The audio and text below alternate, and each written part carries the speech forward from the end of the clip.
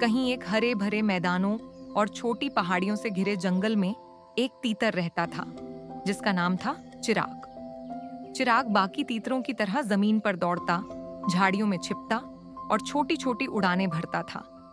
तीतर आमतौर पर ज्यादा ऊंचा नहीं उड़ते क्योंकि उनके पंख इतने मजबूत नहीं होते, यही सबका मानना था।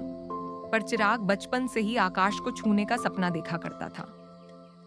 जब भी वह ऊंचे आकाश में उड़ते हुए बाज, चील या हंस को देखता तो उसकी आंखों में चमक आ जाती। वह सोचता, क्या मैं कभी वहां तक उड़ पाऊंगा? दूसरे तीतर हंसते थे। अरे, हम तीतर हैं, हम तो झाड़ियों के राजा हैं, बादलों के नहीं। ज्यादा उड़ने चला तो गिर जाएगा। पर चिराग को हंसी से फर्क नहीं पड़ता। उसने एक सपना देखा था और वह जानता था कि सपने हकीकत तभी बनते हैं जब मेहनत की जाए। हर सुबह चिराग पंख फड़फड़ाने का अभ्यास करता, पहाड़ी की ऊंचाई तक दौड़ता, फिर वहां से उड़ने की कोशिश करता। कई बार गिरा, कई बार चोट लगी, लेकिन वह रुका नहीं।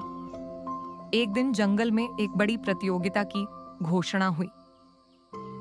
ऊंची उड़ान प्रतियोगिता, जिसमें अलग अलग पक्षियों को भाग लेना था।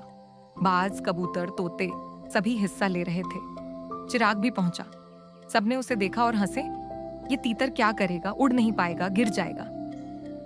लेकिन चिराग ने उनकी बातों पर ध्यान नहीं दिया। प्रतियोगिता शुरू हुई। बाजों ने ऊंची उड़ान भरी, कबूतर भी लहराते हुए गए। जब चिराग की बारी आई तो सबने सांस रोक ली। चिराग ने पहाड़ी की चोटी से दौड़ लगाई, हवा को महसूस किया और पंख फैलाकर छलांग लगाई।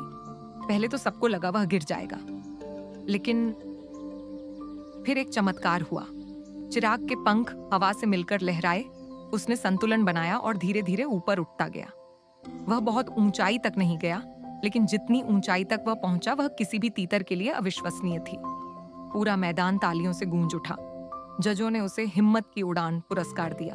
कहा गया, इस तीतर ने साबित कर दिया कि पहचान तुम्हारे नाम से नहीं, तुम्हारे हौसले से होती है।